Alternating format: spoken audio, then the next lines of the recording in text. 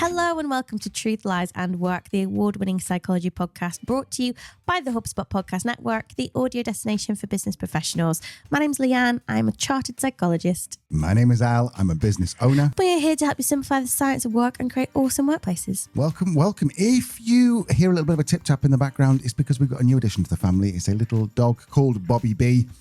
He's settling in nicely. He's been here for about 4 days now. But today he's not settling down. He keeps tapping around. He's got little claws, and on our laminate floor, it's like tip, tip, tip, tip, tip, tip. So you might hear that. But anyway, we are here this week with the first of 4 episodes, which is in August, which we branded up as we're bringing you just a nice, easy way to see your way through August, but not lose touch with us. Actually, it's probably just because we're a bit lazy. We worked very hard in July and June, and we want to have August off, so we're just doing 1 episode a week. It's a summer scheduled. I think everyone in the Northern Hemisphere is on summer scheduled right now. So yeah, we brought you a bumper July. We had interviews with experts twice a week. So you've got 9 episodes to go back and binge on. Now you're on your hollybobs. We too are going on our hollybobs. So we are just bringing you our This Week in Work episodes, our regular Tuesday episodes, where we just talk about more light stuff, really. I've already seen some of our listeners that are on their holidays. Alec is currently in Thailand. Dr. Hayley Lewis signed off LinkedIn today for all of August. You don't want to talk about work when you're on holiday. So we're not really going to talk about work. We're going to talk about stuff we've seen, stuff that's funny, stuff that's interesting, and some of your questions as well. So some lighter content for you to enjoy all of August. Also means we're on 1 episode a week, so we can have a holiday too. Everyone wins. Leah, we start off with your favourite time of the week, I think. It is my favourite time of the week. It is time for the news roundup. Alistair, cue the jingle. Got a full name there. Okay, Lee, what have you seen? I have a new word or a new term. Okay. Kind of. I don't think you'll need the definition for this necessarily, but it's something that I've seen talked about more frequently and using this term. You ready for it? I'm ready. Hit me. Stress bragging. Stress bragging. Stress bragging. It's when we talk about how stressed we are in a way that hints at our importance and serves as a badge of honor. I hate that. I really hate that. Yeah, I mean, you know those conversations, don't you? Someone goes, oh, you have no idea how busy I am. It's so stressful. It's boasting. It's maybe seeking validation for how hard people are working, how packed their schedules are. For some reason, it's cool to be busy. Busy means successful. We respect busy in others. Or do we? So a recent study published by Personal Psychology by Jessica Rodell and her team took a closer look at this phenomenon. They found that stress bragging can actually alienate our coworkers, making us seem less warm and even less competent. So here's how they figured it out. The study involved 360 US-based participants who read one of 4 different scenarios about a coworker returning from a conference. In one scenario, the coworker simply said the trip was good and shared the location of next year's conference. In another, they mentioned that things had been quite stressful lately. In the third scenario, they stress bragged, saying the conference was good, but adding it was just one more thing on my full plate. You have no idea the stress I'm under. Lastly, there was a scenario where the coworker bragged about receiving an award and their thorough work, but didn't mention stress. So after reading these scenarios, participants evaluated their colleague and the results were pretty clear. Colleagues who engaged in stress bragging were viewed as less warm and capable. People were also less inclined to help out their stress bragging colleagues compared to those who simply talked about stress or self-promoted. But that's not all. The second part of the study looked at the broader impacts of stress bragging. This time, 187 pairs of employees and co-workers participated, filling out 3 surveys over 6 weeks. They shared their perceptions of their co-workers' stress bragging and reported their own stress levels. Similar to the first study, co-workers who were seen as stress braggers were viewed as less competent and warm, and their teammates also reported feeling more stressed and burnt out themselves. So what's going on here? Well, the authors suggest that stress bragging creates a transfer of stress rather than camaraderie. So instead of bonding, it contributes to general anxiety at work. Hearing a coworker stress brag can make us compare ourselves, worry about our own stress or lack of, and our own importance or indeed lack of, to be reminded of unfinished tasks and so on. So yeah, stress bragging might feel good, but other people aren't liking it, aren't buying it. The good news is though, if you want to vent about work, then you can do it. So simply talking about stress without making yourself seem indispensable or self-important doesn't make people think less of you. So the key is how you frame it. Venting at the proverbial water cooler, if you will, can still foster camaraderie if done right.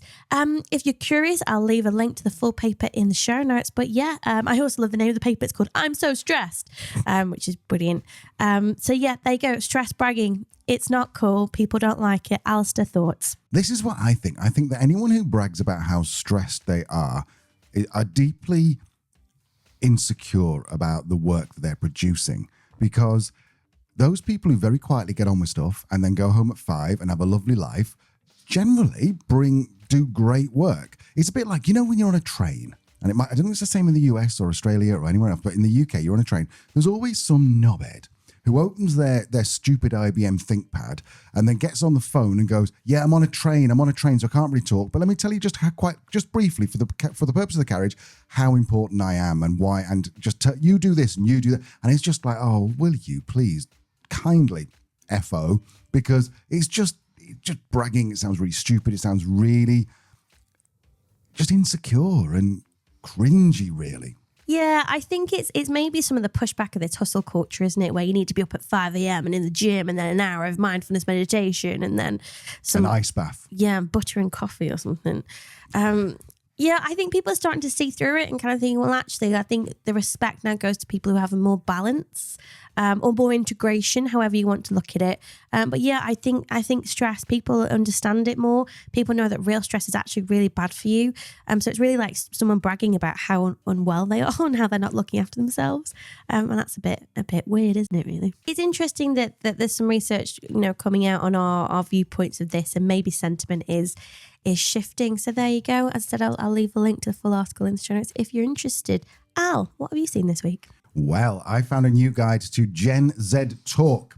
It's an article I saw in Forbes yesterday, and it's a guide for old farts like me on words that Gen Z use. Now, before I begin, don't take this as me telling you to go and use these words, because if you're my age and you start talking about, oh, that's so clutch, then it is the cringe. Oh, I'm cringing already. You just feel like your shoulders like, ugh. Yeah, don't do that, because, I mean, it's the equivalent of, do you remember when your mum used to dance in front of you and you were a kid and you'd be like, oh my God, Mum, don't do that. Really embarrassing. That's what the Gen Z would say. In fact, they'd probably call it cringe.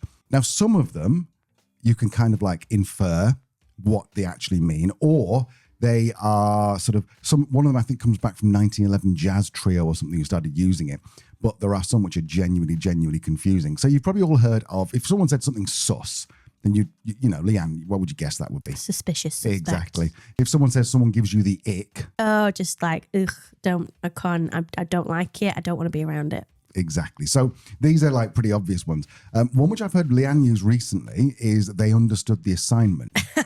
But here's a few of them that I hadn't come across. Lee, have a go at these. Okay. If someone says, oh yeah, no cap, what do you think they'd say? What do you think they mean? No cap? So they might say, this is a really good piece of software, no cap. Is in like they've got no kind of skin in the game. They've got no like bias towards it. Like it's an independent review. Yeah, now I would never have got this. Apparently. Is that right? No. Oh.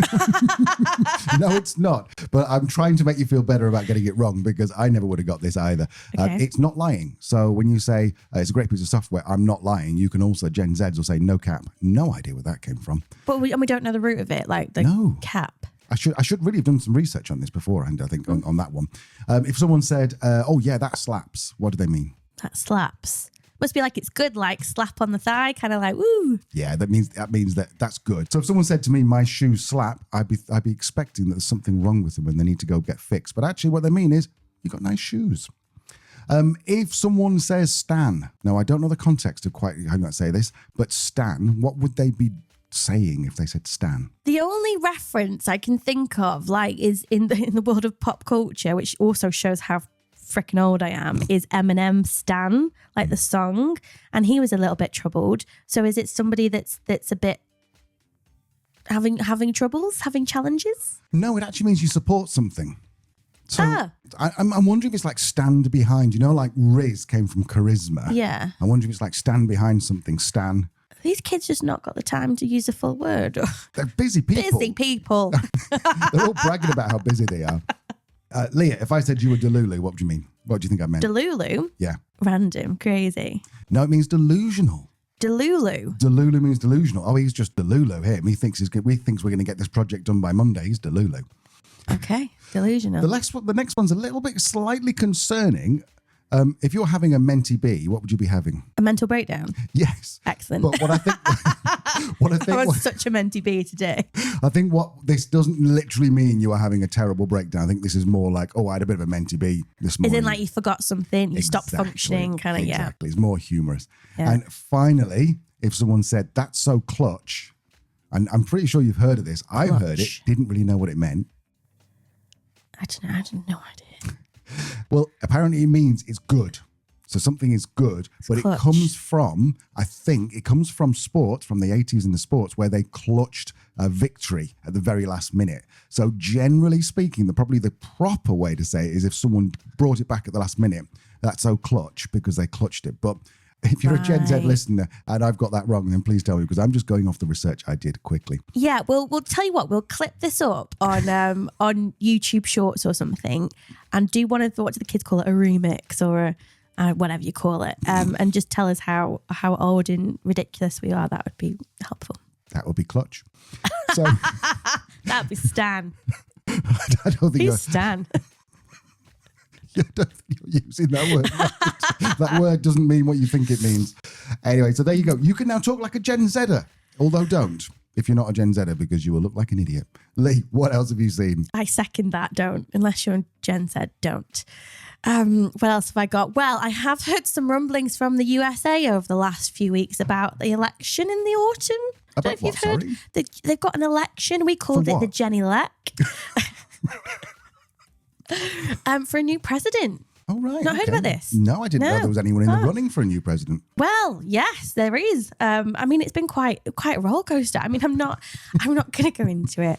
I'm not going to comment on the assassination attempt and that photograph. I'm not going to talk about Biden's debate, or even the fact that the US could have its first woman president. But actually, that's not entirely true, because I do want to talk about Kamala Harris, but maybe not in the way that you think. I saw a really great article in Inc. magazine or Inc. website from Jessica Stillman. I'll leave a link in the show notes. But it is about Kamala Harris's laugh. Have you seen her? Have you seen her laugh and the videos of it? No. So she has a proper belly laugh, much like myself, actually.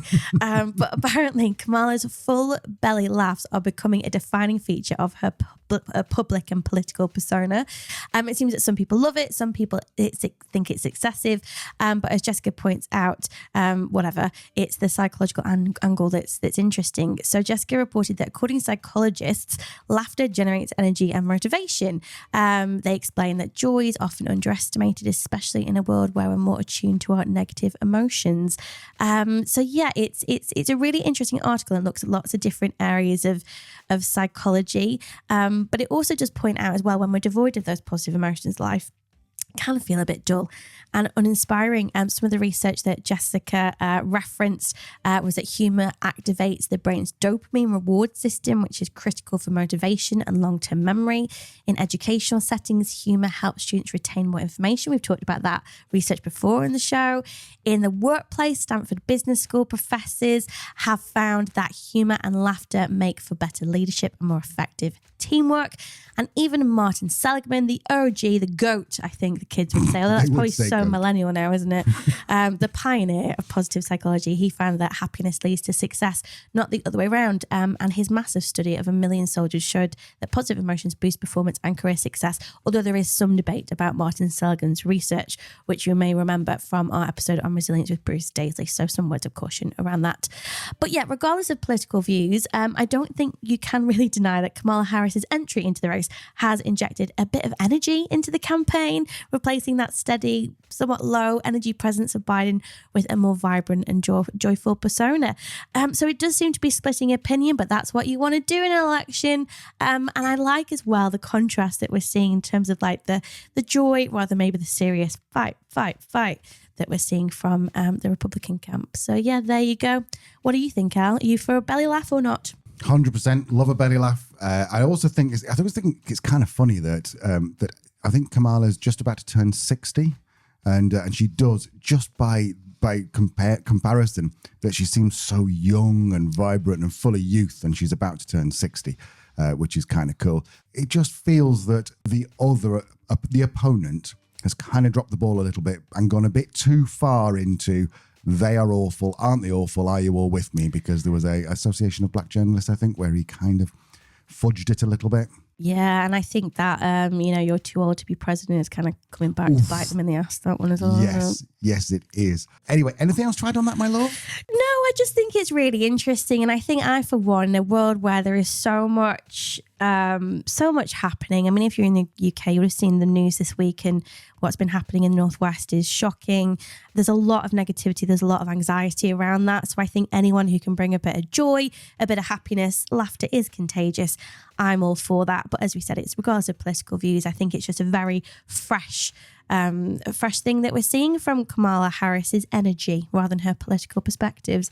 So we'll see. It makes for a much more interesting contest in November, I think.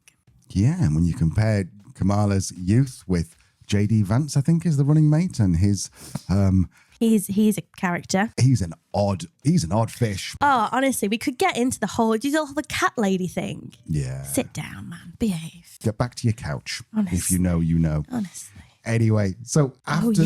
Oh, yeah. Did you read about that as well? Yeah. Oh, there's so much. It's just brilliant. What entertainment. It's like if West Wing was a comedy, then that's what we're watching live at the moment. Anyway, so we'll be back after this very short break, and we're going to be talking about the future of work, and then we've got the world-famous weekly workplace surgery with the lovely Leah, and she's going to answer your questions. We'll see you in a second. Welcome back. So, mystery segment. I didn't know what it was until yesterday either, but today, our little mid-segment, I fell down a YouTube hole when I was thinking about things we could talk about as part of this. And I must admit, it's heavily inspired by Vernon Kay's Radio 2 segment when they go into the BBC archives. So I fell down a YouTube rabbit hole looking at videos from the 50s, 60s and 70s about the workplace, about the future of work, about the future of technology. And I found this clip that I thought was brilliant. Al, would you like to introduce it? So this is an ABC interview from 1974 with the science fiction writer Arthur C. Clarke. You'll probably know him. And he makes the bold claim that one day computers will allow people to work from home and access their bank records. Obviously, it's a little laughable now, but there's some interesting stuff on this. Shall we listen to the video? I brought along my son Jonathan, who in the year 2001 will be the same age as I am now. Maybe he will be better adjusted to this kind of world that you're trying to portray. The big difference when he grows up, in fact, if we wanted to wait for the year 2001, is that he will have in his own house, not a computer as big as this, but at least a console to which he can talk to his friendly local computer and get all the information he needs for his everyday life, his bank statements, his theater reservations, all the information you need in the course of living in a complex modern society. This will be in a compact form in his own house. He'll have a television screen like these here and a keyboard, and he'll talk to the computer, get information from it, and he'll take it as much for granted as we take the telephone. I wonder, though, what sort of a life would it be like in social terms? I mean, if our whole life is built around the computer, do we become a computer-dependent society and a computer-dependent individuals? In some ways, but they'll also enrich our society because it'll make it possible for us to live really anywhere we like. Any businessman and executive could live almost anywhere on Earth and still do his business through a device like this. And this is a wonderful thing. It means we wanted to be stuck in cities, we better live out in the country or wherever we please, and still carry on complete interaction with human beings as well as with other computers. If you're wondering why it's so noisy, it's because, and you're not watching on YouTube, then it's because they're in a room with a computer that takes up like 1,000 square meters or something, and it's just we're whirring behind them, all black and white. If you're not watching on YouTube, basically it's black and white, and it's Arthur C. Clarke from 2001: Space Odyssey, and they're wondering what the future looks like. Lee, what were your thoughts? What happened here? I loved it. I loved how accurate the predictions were. That we'll all have a computer. We'll use it for banking, for booking theatre tickets. We will be able to work from anywhere. We'll favour the country over the city potentially. It's interesting that remote work was even on the cards back in 1974, and it kind of got me thinking. Well, that was 50 years ago, right? Because we're now in 2024 now. So what's the world going to look like in another 50 years in 2074? So I put a little post on LinkedIn to see what people thought. And I left some suggestions. I think they were, is work in office work going to be back? Will we all live on Mars? Will the 4-day work week be a thing? And I think you have the results there, Al. Yeah, so it's really early days for this, but basically it is skewing towards 4-day work week is standard. Some people have decided that we've settled on Mars, which possibly nobody thought that it was going to be around about, that it's going to be all about the office. Really great comment here from Danielle Wood. And she's basically said that she thinks that we're going to be having virtual meetings in holographic rooms using an avatar. What is interesting, we work on outcomes, so we're better at defining what needs to be achieved and get paid accordingly. This is one thing which I think is already starting to come true. If you talk about the AI, you talk about sort of the gig economy, people are much more likely to get paid on an actual outcome rather than getting paid for turning up 9 to 5 and doing a job. That's interesting. Also, Danielle says that most advisory work will be answered by AI and be so sophisticated then that having call centers staffed 24/7, 365 will probably be a thing of the past. That kind of makes sense because AI might be coming for some jobs, not everyone's jobs, but the way I think I see it and a lot of other people see it is that AI is going to take the stuff that is really dull and boring and low level, allowing us all to move up one level and actually become much more skilled at something perhaps a little bit more specific. And then finally, Danny says that co-working spaces have become a bigger thing in all kind of weird and wonderful places so that people who don't want to miss out on the physical social interaction can get it whenever they want it. For example, in a sweet factory. I'm not going to say any more about that, but we have something coming up in September, which is exactly what that's talking about, Danny. What a cheeky little teaser you gave the people there. I think it's really interesting, and I think as well it kind of gives some perspective around, we talked about generations a couple of weeks ago, and I think it's that, 1974, it might sound like a long time ago, but it's not that long ago. That's when my parents were kind of in their early careers. And to be that person that goes, what's the world going to look like in 2001? And all of those things at the time seemed so extraordinary, and now they are just day to day. I think as well what made me smile is, are we a computer-dependent society? Oh, yes, we are. And I think if you had any doubt on that, that little software update thing that just broke the world is evidence of that. Funny fact, we actually got on a flight a few days after that, and there was an issue with the technology at Split Airport, not because of that, because of something else. And we were delayed on the tarmac, and the captain came on and was like, we're air traffic control are having to do it manually. And I was like, manually? Of all the things I want to be done manually, directing planes is not one of them. It's interesting, isn't it? But it's cool. And I think this could be a fun thing for August because there's so many on YouTube, and there's lots of very interesting ones as well about women in the workplace in the 50s and 60s. I think it could be interesting. What do you think, Elle? Yeah, the very fact that Arthur C. Clarke in that videotape was saying, videotape? How old are you, Elle? Actually, how old I am is almost, I was born in 1977, so I was conceived in 1976. So it was only 2 years after that video. A little bit disconcerting there. But I think that the fact that he said that a businessman will be able to do his business, and we laugh now, but what are we going to be laughing about the stuff we're saying today? What are we going to be laughing about in 50 years' time? All the stuff that, I wonder if this podcast is going to exist. I wonder if people will be laughing at what we're saying here. We'll be cancelled by 2030, won't we?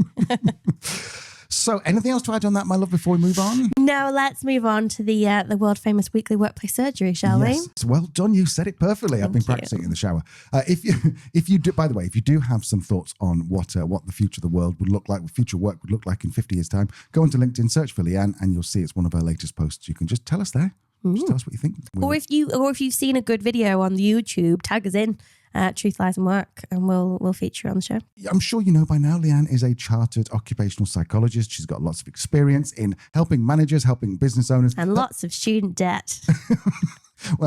Well, hopefully, if you buy some stuff from us, and if you get 100,000 of your closest friends to listen to this, then perhaps our sponsorship deal might pay off your student debt. Ooh. Anyway, we're not here to talk about your student debt. We're here to talk about an unusual issue. Let me read to you. So my team are a little younger than me, and when we chat through Slack, they often use memes instead of writing out what they mean. Now, I have two main concerns here. Firstly, am I going to look like I'm trying too hard if I start using these memes too? There's no idea of the age difference here, but they have brought up the age difference, which sounds like they're not the same age. And secondly, what if I use the wrong one, or worse, one that is totally offensive? Also, I want everyone to enjoy work and have fun, but I do worry that our work chats are becoming a bit like a friends WhatsApp group, and that it might encourage people to be less than professional, especially when talking to clients. So the question is, how do I encourage fun in the workplace where we can use memes without it getting out of hand? There's a few different things going on here. I think, first of all, if you don't know what it means, or unless you're confident you know what it means and you've asked somebody younger what it means, don't use it. I blew my mind. You know, the praying emoji. I thought that was thank you, but go on. Or the thank you emoji, yeah. And I think if you search for it, it says pray, but it's Right, like the thank you emoji. Yeah, you use the thank you. It's not that. It's two people giving a high five. No, it's not. Yeah. I think okay. it's now culturally been used for that, but that's what it was initially intended, was a high five. So yeah, it's a difficult landscape if you don't understand it. So I would avoid that entirely. I wouldn't be too worried about the Slack chat getting too friendly or too jokey, or as long as nobody's being rude or offensive, because that's what we want. We want people to build these personal relationships, these friendships. I'm sure you've seen loads of stuff on LinkedIn or in the media about, you know, if you've got a work bestie, then you're much more likely to be engaged in your work. So I wouldn't discourage that too much. Of course, there needs to be boundaries in terms of professionalism. And the best way to do that really is to decide that as a group, using something called a team charter. So that's really just having a session where you're like, what do we want our team to represent? Who do we want to be? These are our company values. How do they reflect us as a team? What does that mean in terms of how we communicate? What does that mean in terms of how we communicate with clients? I mean, the other thing as well, because young people are very, I think, aware and mindful of the different demographics and ways of thinking we have in our workforces. Sometimes it's just a bit of awareness that actually using these emojis can potentially be ageist, because I don't always know what those mean. Or it could be that's really difficult for somebody who is autistic or neurodiverse, because they look at things in a different way in terms of facial expressions or emotions. So I think actually the younger people will probably respond quite well to these types of conversations and discussions, as long as it's a discussion and not a, you can't do this because it's ageist. Then I think young people will respond really well, and then create that team charter. What are the rules essentially that govern how that team operates, making sure then that you reinforce those rules and those desired behaviors through praise, through recognition, and the opposite of that when someone does something that is out of sync with the team charter. I think that's the best way to do it, and I think getting this consensus will be really helpful. And it sounds as well that people are on a good, friendly terms anyway, so this type of conversation will probably be really fruitful and really interesting. But yeah, that would be my advice. Don't use the emojis yourself unless you know what they mean.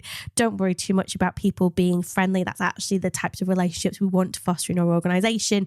And if you want to set those boundaries, a co-developed team charter is a really useful way of doing that. Great answer. I would add just a couple of little things. First of all, if you want to basically understand, just in case you don't know what a meme is, it's spelled M-E-M-E. It's not meme, as someone once said to us.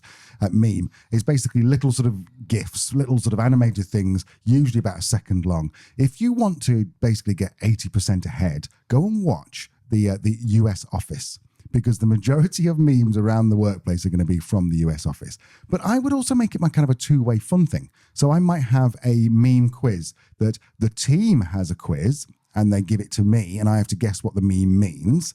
And then I give them a quiz and I say, which ones of these do you think is appropriate for the workplace? And that way you make it a bit fun because it's a quiz. And then you're also, you're learning, but then you're also, this whole idea of the charter that Leanne was talking about, you're also learning what's appropriate for the team and obviously for clients. I think my advice would be not to use them at all with clients unless they use it first. Okay, Lee, are you ready for question number 2? Yes. This one's a little bit closer to home, I think.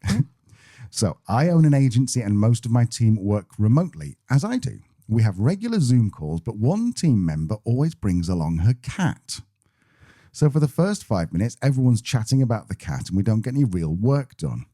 So now, subsequently, one of the other team members has started bringing their hamster along too.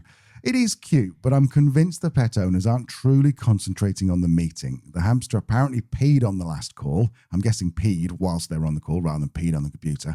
So his owner disappeared for a few minutes to clean it up. Now, I don't want to be a grumpy old woman, but at the same time, we have tight deadlines and everyone needs to give their all to the meetings. So should I ban pets in the meetings? If so, how do I do it so it's not too mum-like? No. No what? No, don't ban pets in the meeting.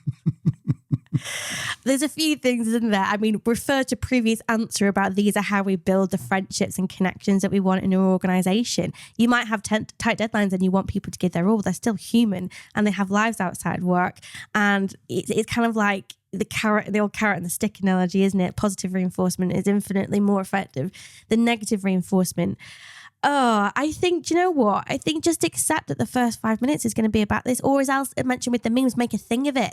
You don't want to exclude the people who don't have pets, so bring something interesting to the next meeting. Bring something that represents how your current mood that day, or what did you have for lunch? Or I think there's nothing wrong with spending the first 5 minutes of a meeting just chatting, because that's also what you do in face-to-face situations. You don't walk into a meeting room in silence, sit down and not look at each other until the meeting starts. That's true. So we're actually creating virtual, communication and the platforms we have and we're lucky to have. They're intended to replicate what we do in face-to-face. So it's part of that. I understand there's a clear boundary when that meeting starts because of the technology, but our human behavior isn't that clean cut. So I'd get over it. Add 5 minutes to your meeting if that's really bugging you. It also sounds as well that perhaps you're getting a little bit frustrated, perhaps a little bit cynical about some of this. I would wonder whether there's things that you can do to actually indulge in these 5 minutes to just help lighten your load, perhaps. Or perhaps there's other issues in terms of team performance that go a bit broader than this that need to be looked at. But if it's surface level, just the question that you've sent in, get over it and add an extra 5 minutes to your meeting. I think it's quite telling that you say you don't want to appear too mum-like, which suggests to me that you already see yourself as a mum, which is not a great way to be an agency owner, a boss, a manager, or anything like that. You should be there to support them. You could, if you want to, there could be some kind of not sacrifice. What's the word? When you meet in the middle, what's it called? Compromise. Compromise is exactly the word. There could be a compromise where you just go, right, okay, we have fun Mondays. Monday meetings are fun day meetings, and you bring along what you've done at the weekend, or you bring along your pets, or I don't know, a calendar you might have made. I think I might have got a little bit into show and tell. Yeah, I mean, I think the thing is, though, isn't it?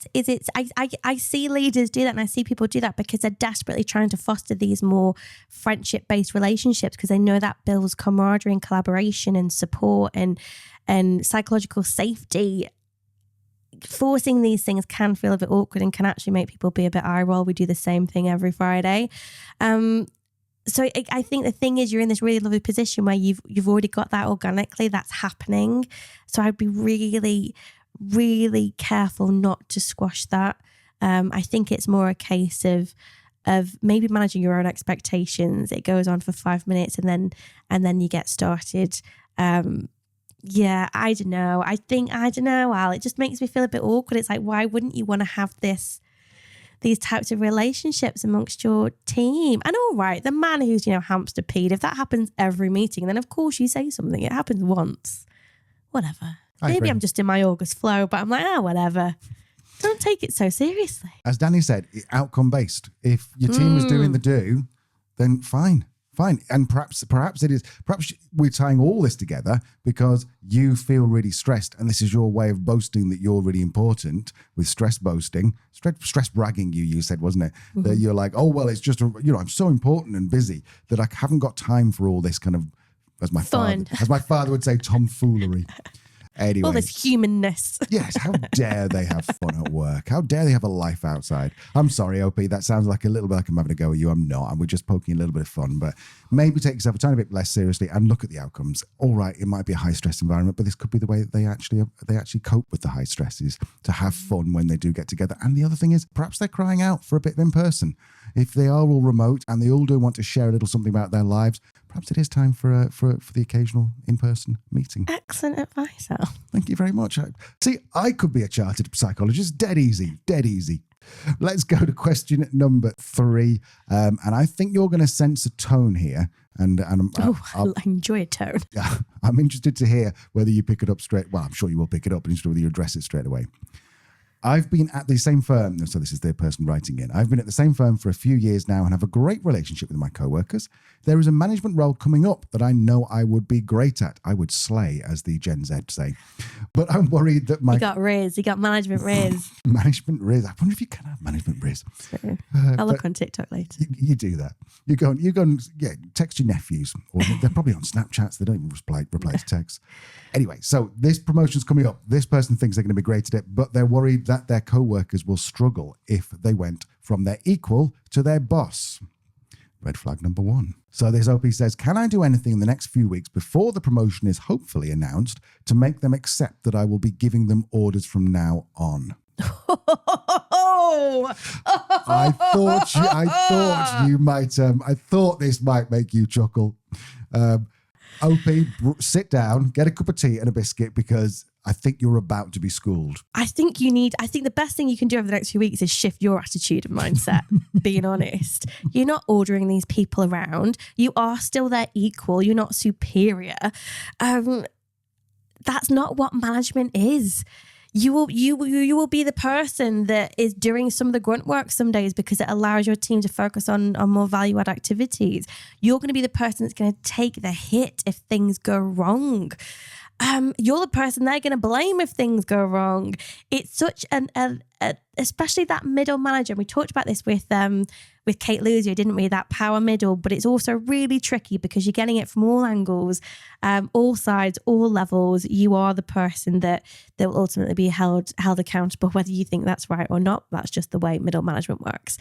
I would reflect more on why you want this promotion, why you want the management role. Is it the role or is it the pay bump that you're after? Or is it the power? Or is it indeed the power? Power is not it. The best you can hope for is a manager that will give you influence is respect. And that is earned, and that's going to be earned on the job. And I think I've said before, you're only as good as your last day as a manager. If you mess up one day, then it will basically take away most of all the good stuff you've done before. Consistency is really, really key, particularly with millennials and Gen Z. I'm being honest. I think some deep reflection is required for this in terms of the role, in terms of the types of manager you want to be, the types of manager you look up to yourself. Maybe just reflect on that. Who's the best manager you've had, and what behaviors did they show that you liked, that you respect, that you responded to really positively and helped you to do your work and do your work well. Then think about somebody who wasn't so great, like the worst manager you've ever had, and write down the behaviors that you didn't like, why those behaviors were unproductive for you, were demotivating for you. And just try and maybe think in terms of then the behaviors that you would want to adopt, the ones that you believe would be motivating, just as a starting point. Being honest, I think if you do get this promotion, coaching would be a really good route for you. Probably some management training would also be helpful, because it sounds like at this point you have a fundamental misunderstanding of what it means to be a manager. And approaching it the way you're speaking about it, your colleagues won't accept you and they will not take your orders. I see. I knew that you, as soon as I said that, I knew which route you're going to go down, and you absolutely did. It's just, as Leanne said, it's a fundamental misunderstanding of what actually management is. Something Leanne taught me is that basically sort of almost like as an upturned pyramid, in that the people who are the managers at the bottom of the pyramid, and then the broad part of the pyramid is the top, and those are the people, and each level down, you're supporting the person above you. And that's basically the idea of a manager, is you're supporting the people above you. They don't work for you. You kind of work for them, because your job is to make their job easier and take away as many challenges as you've got. Coaching would be great. If you are listening to this and you do want coaching, Leanne does do coaching. I don't quite know whether you're able to expense it or not, but if anyone's listening to this and they want a little bit of management coaching, then Leanne is definitely someone to speak to. You can go to the show notes. You can book a session there if you want. Lee, it's been an action-packed, bumper, politically biased, fun, hamster peeing episode. Barely laughing. Yeah, I enjoyed that. I hope you did, listener, but I enjoyed that. Some interesting questions on the surgery there. And yeah, it's interesting, isn't it, how also your mood and your mindset can influence some of the thoughts that you have, which is also worth remembering. That's the word. Anyway, I haven't even had a cocktail yet. Yeah, cool. If you've got a question, send it in. Particularly if you're enjoying this more laid back, it's fine. Chill out. Don't take yourself so seriously. Leanne, I'm here for it. We're here for it all of August. So this is the first one we've got next week. Nothing on Thursday, don't forget, because we are going to be drinking margaritas in the pool. And then on the following Tuesday, we'll have another one of these, probably just as silly and daft as this, and a bit more laid back. So if you've got anything you've seen that you want us to talk about in the news roundup, get in touch. You'll see all the links to the show notes. And if you've got a question for Leanne, as Leanne said, just get in touch. You can do it anonymously if you want, or you can actually, some people we actually do give the name out. Sometimes if it's a question like that, even if you had given your name, I probably wouldn't read it out just because I knew that Leanne was going to have a go at you. Politely challenge, I think. Constructively challenge. But yeah, you can drop us an email as well. hello@truthliesandwork.com. That comes straight through to us. LinkedIn on the page, Truth Lies and Work Podcast, or me and Al directly. All of those links are in the show notes. You just need to give it a little click. If you have enjoyed this and you do enjoy the stuff we've got, then the easiest way to pay us back is just simply to leave us a review, because that helps us to climb the charts. Like we hit number 4, I think I said, in Spotify a couple of weeks ago, because people like you took 2 seconds out to give us a rating and just leave a couple of words on what you liked and don't say what you didn't like, do that privately, but say what you did like. It really does mean the world to us. So if you have got a second to do that, that'd be fantastic. If you're on YouTube, you'll see that we're not really hitting it on YouTube, so if there's something that you've got some feedback, then leave a comment. Tell us what we're doing wrong. We got a great comment a few weeks back, and we changed the way we did YouTube, so we just want to hear from you. We actually had one bit of feedback from a listener. We completely changed how we do our guest interview episodes. Yeah. You might have noticed, you might have heard. So we do actually respond to it. We want to make a great show for you. It's your show as much as it is ours, so let us know. But positive, constructive and positive vibes, please. It's August. If you want to come for us, let's do that in September. If you're on your hollybobs, if you're lying on that sun lounger and my voice is coming in your ears, have a fabulous holiday, my friend. You deserve it. You do. We'll see you next time. Bye. Bye-bye.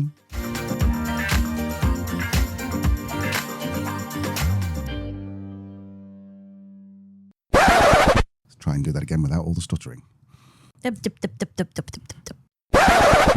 Sorry. You okay there, love? Sorry. Caught my breath then. Sorry. Just so call close. someone. Tip tap. Bobby. Go lie down, dude. Bobby, come on. Down. I'm there. Always getting told off. Get another dog, they said.